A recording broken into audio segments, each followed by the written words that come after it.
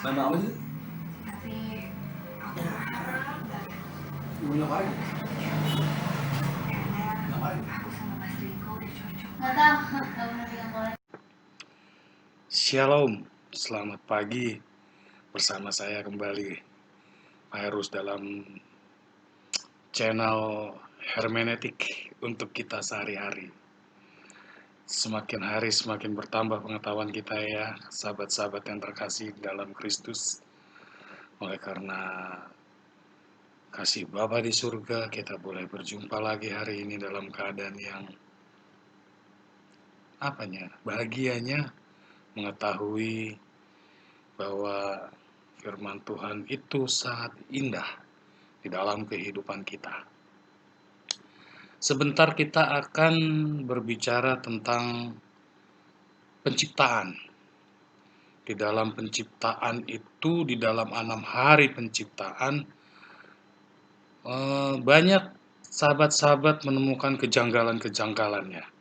Tetapi nanti kita bahas kejanggalan apa yang sesungguhnya menjadi perdebatan di kalangan Kristiani sendiri dan juga serangan-serangan yang dilakukan pihak luar terhadap Taurat Musa yang pertama, yaitu kitab Kejadian. Simak terus penjelasannya dari saya.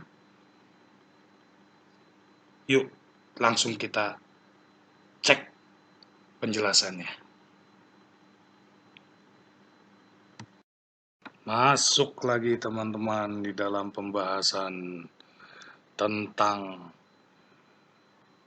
pertanyaan yang muncul di seputar penciptaan. Kita bikin di hari pertama aja.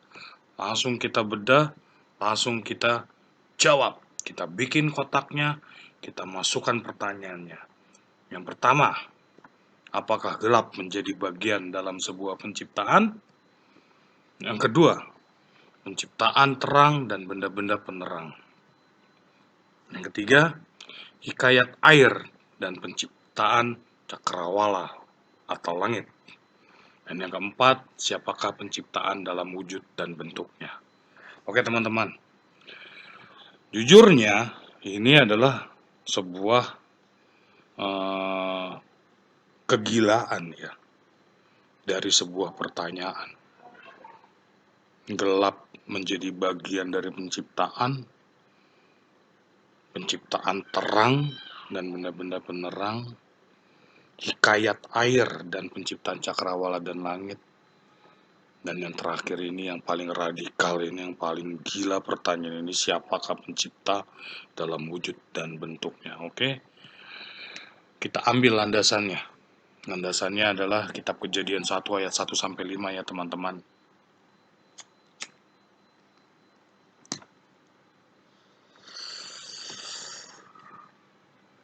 Pada mulanya Allah menciptakan langit dan bumi. Bumi belum berbentuk dan kosong, gelap gulita menutupi samudera raya. Bertanya nomor 1, gelap. Dan roh Allah melayang-layang di atas permukaan air lagi. Pertanyaan nomor 3. Berfirmanlah Allah, jadilah terang ya, nomor 2, terang. Lalu terang itu jadi. Allah melihat bahwa terang itu baik, lalu dipisahkannya terang itu dari gelap. Nah, gelap lagi ya. Dan Allah menamai terang itu siang dan gelap itu malam, jadilah petang dan jadilah pagi. Itulah hari pertama. Di nomor 4 kita pengen cari tahu ini, dapat nggak dari Kejadian 1 ayat 1-5 ini pencipta itu dalam wujud dan bentuknya ya. Oke, sekedar basa-basi, ada literasi-literasi yang akan kita ambil. Kita ambil saja kitab Amos.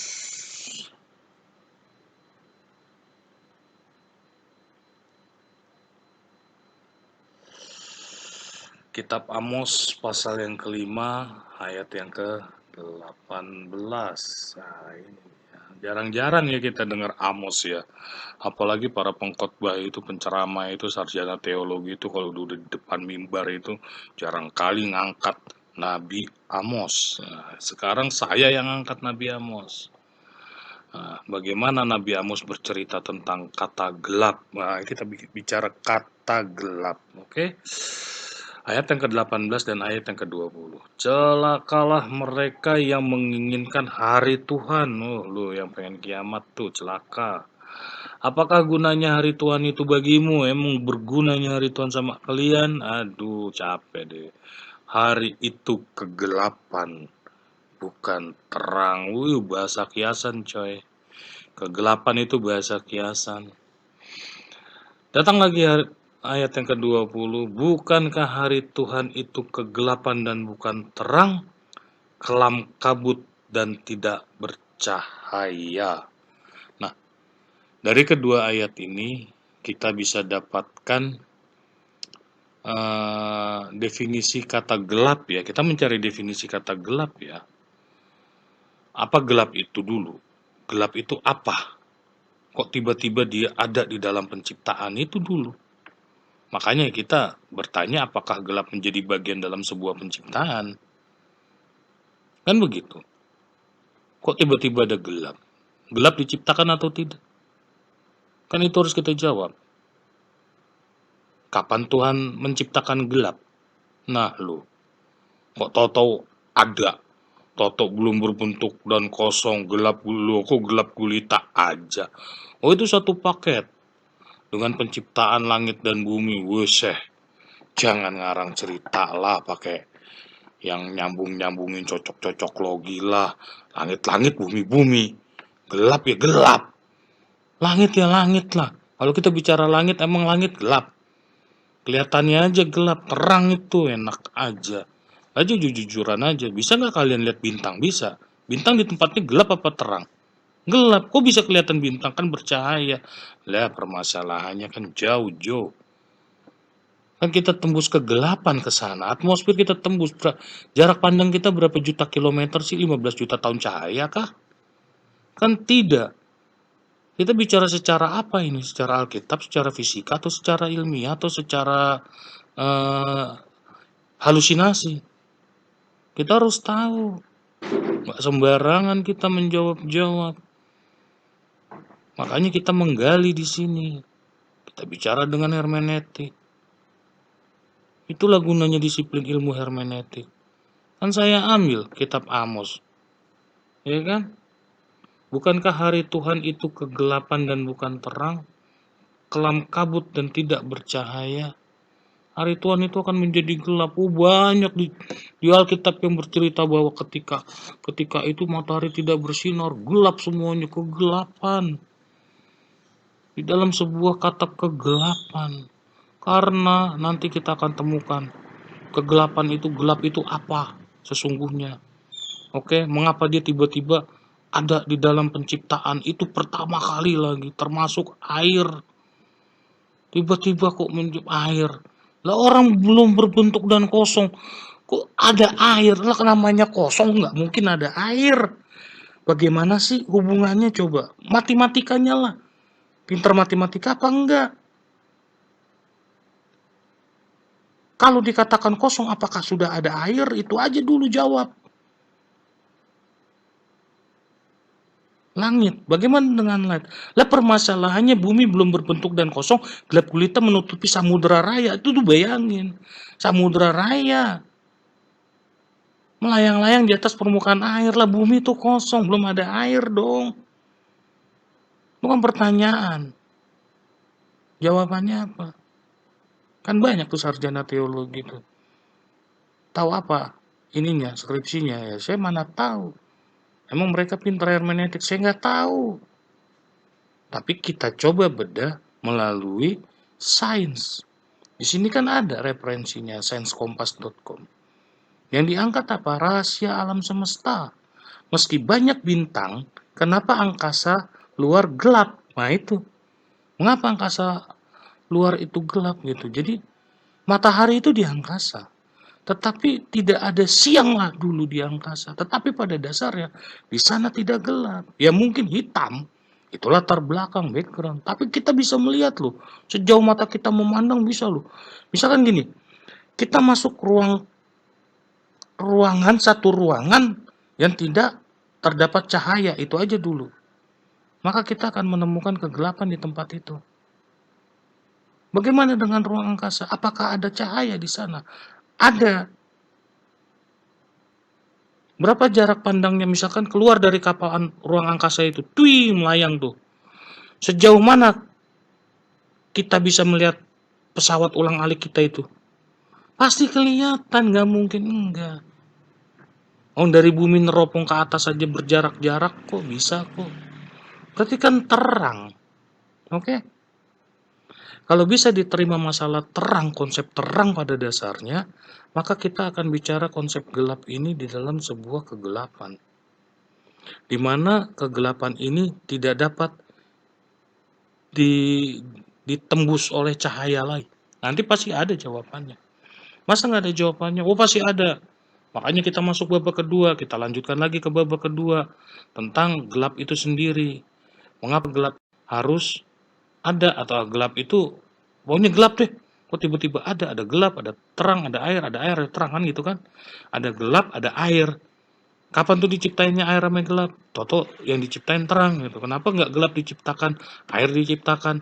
Bumi belum berbentuk kosong kok. Kosong, inget kosong. Kok udah ada samudra raya, ada air. Udahlah, jangan pakai yang lain-lain lah. Jawab aja itu dengan hermeneutik. Oke, kita lanjutkan. Menurut fisika, materi gelap adalah materi yang tidak dapat dideteksi dari radiasi yang dipancarkan atau penyerapan radiasi yang datang ke materi tersebut. Bayangin, gelap itu tidak dapat dideteksi. Tetapi kehadirannya dapat dibuktikan dari efek gravitasi materi-materi yang tampak seperti bintang dan galaksi. Berarti kita bicara ruang angkasa.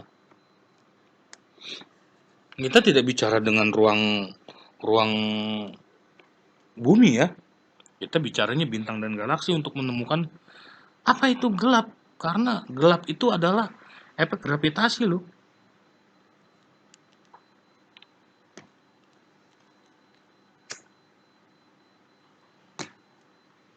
Sumbernya Wikipedia kok itu.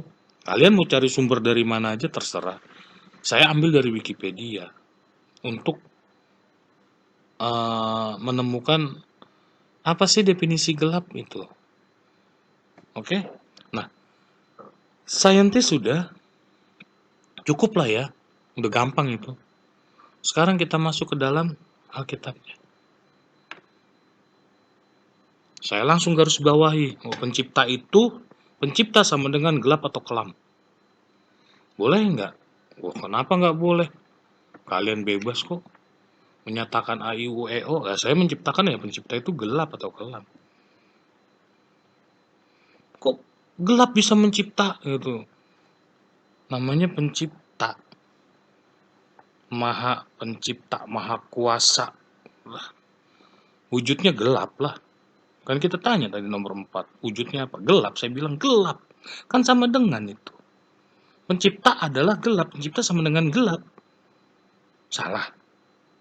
Kan nggak boleh kalian salahin. Emang kalian punya jawaban yang benar? Ya mungkin kalian lebih benar dari jawaban saya. Pencipta itu bukan gelap kan? Pencipta itu terang. Kan terang baru diciptain, Jo. Setelah gelap, setelah air baru terang kan? Enggak. Gimana sih? Terang ciptaan atau bukan nih? Kalau terang ciptaan, Yesus itu terang loh. Berarti Yesus ciptaan kan selesai, gampang. Biar pusing sekalian, kita kabur kemana-mana. Jangan, balik lagi. Pencipta sama dengan gelap. Kok bisa saya mengambil pencipta sama dengan gelap? Dari mana dasar hermeneutiknya kamu bilang pencipta sama dengan gelap? Oh, gampang bro. Saya bicaranya dari kitab Daniel. Apa yang kita dapat dari kitab Daniel? Ya kita bukalah kitab Daniel lah. Masa kita nggak punya apa? Nggak punya Alkitab buat baca kitab Daniel 2 ayat 22. Saya baca ya. Dialah yang menyingkapkan hal-hal yang tidak terduga dan yang tersembunyi. Dia tahu apa yang ada di dalam gelap dan terang ada padanya. Dapat lagi satu kenyataan bahwa ternyata terang tidak diciptakan. Jadi terang apa yang diciptakan? Nanti jawabannya ada. Tapi harus dijawab sekarang, itu terang apa? Yang diciptakan terang itu apa? Oke, light bahasa Inggrisnya. Terus kalau bahasa apanya? Bahasa Yahudinya apa ya itu ya? Ntar ya, mau kita carinya bahasa Yahudinya ya boleh aja. Gampang tinggal kita searching, langsung kita searching bahasa Yahudinya mana bahasa Yahudinya. Aduh, puyeng deh saya ini.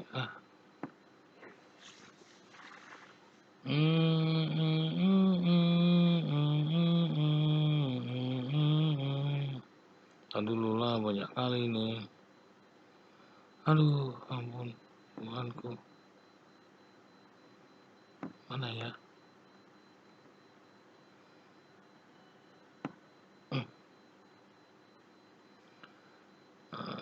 Penciptaan. Udah lah, lewatin aja lah ya. Kelamaan nanti kita penciptaan. Gak apa-apa sih senang-senang aja. Kita cari penciptaan bahasa Ibraninya dari terang, light cahaya ya. Cahaya terang.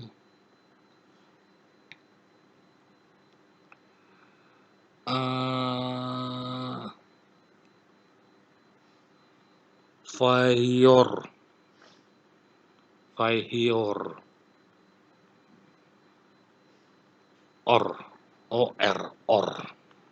Or itu terang. Light or terang. Terang di sini bisa cahaya ya. Bukan sebagai benda penerang ya. Kita sekalian jawab ya. Bukan benda penerang, tetapi terang.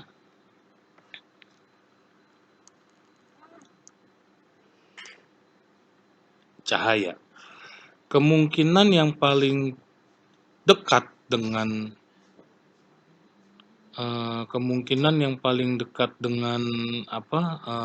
cahaya ini lebih kepada api ya. Api. Jadi pada hari pertama itu sebenarnya kita harus pastikan dulu bahwa pencipta itu menciptakan api. Sumber cahaya. Jadi kalau misalkan kita mau membenarkan bahasa itu bahwa pada mulanya Allah menciptakan langit dan bumi belum berbentuk dan kosong, gelap gulita menutupi samudera raya dan roh Allah melayang di atas permukaan air. Pada saat itu dia mengatakan jadilah sumber cahaya atau jadilah api yang akan menghasilkan sumber cahaya, sumber penerang. Ya. Akhirnya dijadikanlah neraka. Itu api semua tuh. Terang langsung jadi neraka. Lah boleh. Kan kita bilang bicaranya langit dan bumi. Ya kan? Ini bilang bumi belum berbentuk kosong nih. Waduh, ini gelap nih masih nih kan? Udah dijadiin neraka. Api. Mungkin gunung-gunung berapi, vulkanis. Kayak kan kita nggak tahu. Boleh dong, bebas dong. Namanya juga rekayasa. Namanya juga hermeneutika. Mengambil kemungkinan-kemungkinan dari banyaknya pengetahuan, ilmu-ilmu, disiplin ilmu. Nanti kan jawabannya cuma satu. Tetap aja terang.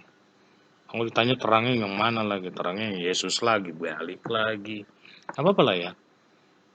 Ya kita ciptakan aja api. Gak usah susah-susah.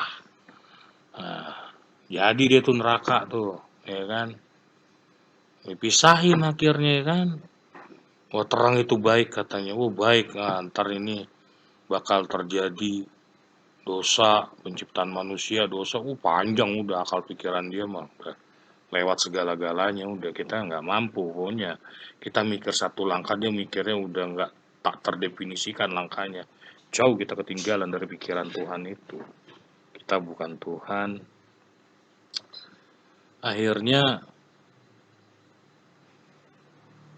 dipisahkan nih, tes ya kan. Nah, jadilah petang. Terang dinamakan siang, gelap dinamakan malam. Bumi ini gelap apa terang? Gelap. Yakin nggak bumi ini terang? Enggak, gelap.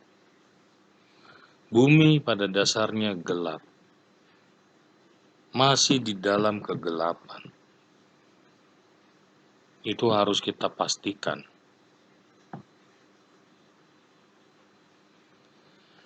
Lalu kita ketemu Ulangan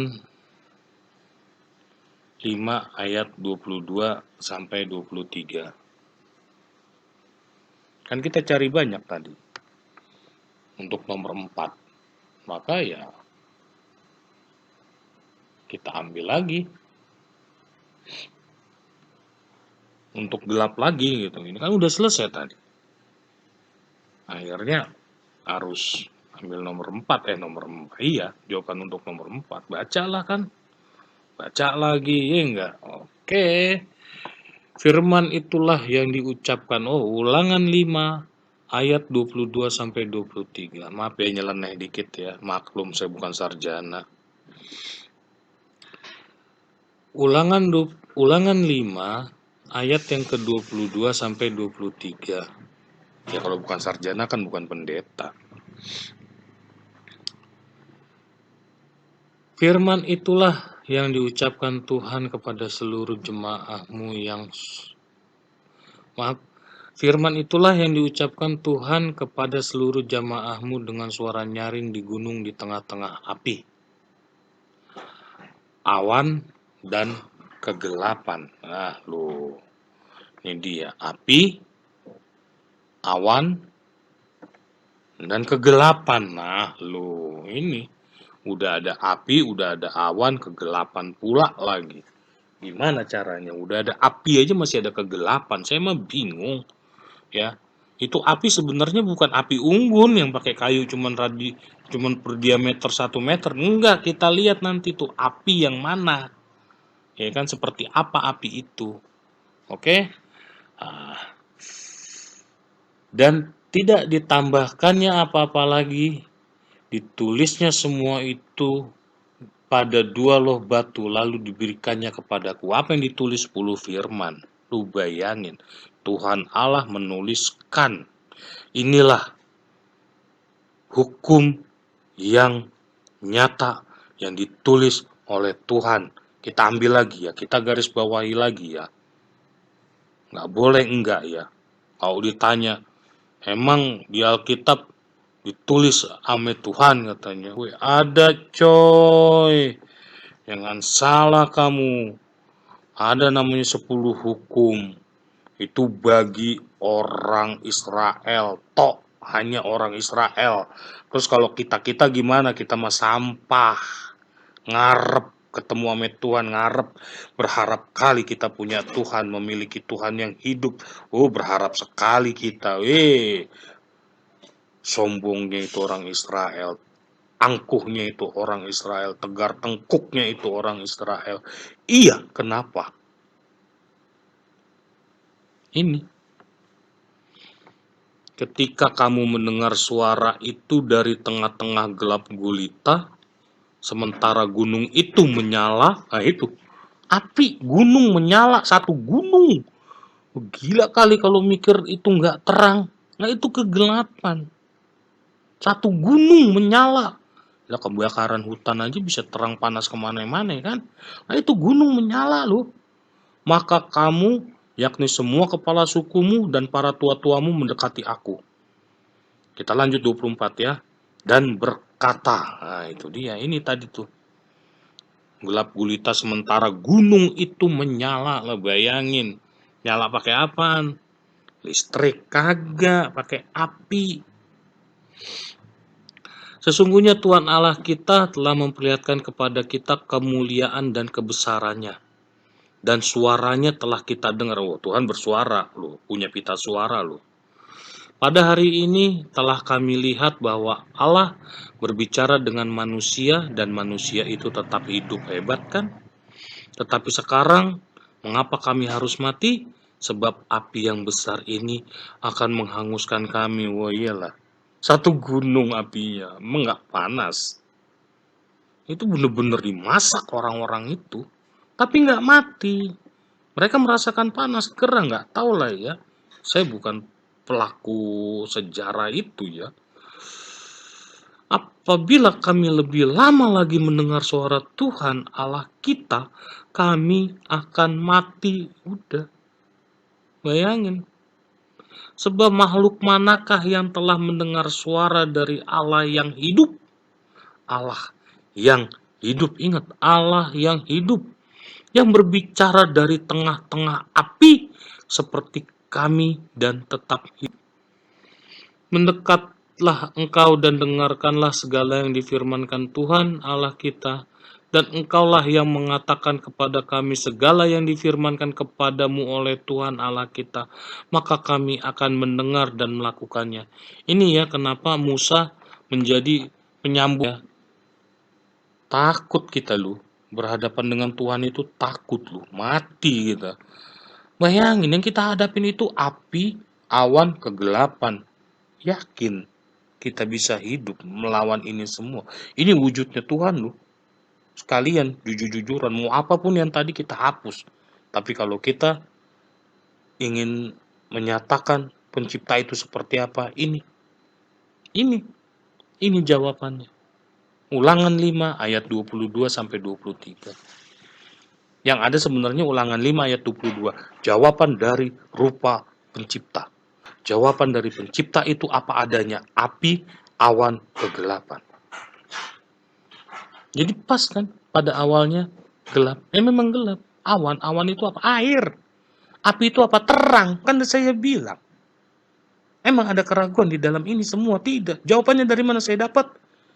Ya dari Alkitab lah. Dari Ulangan 5 ayat 22 lah.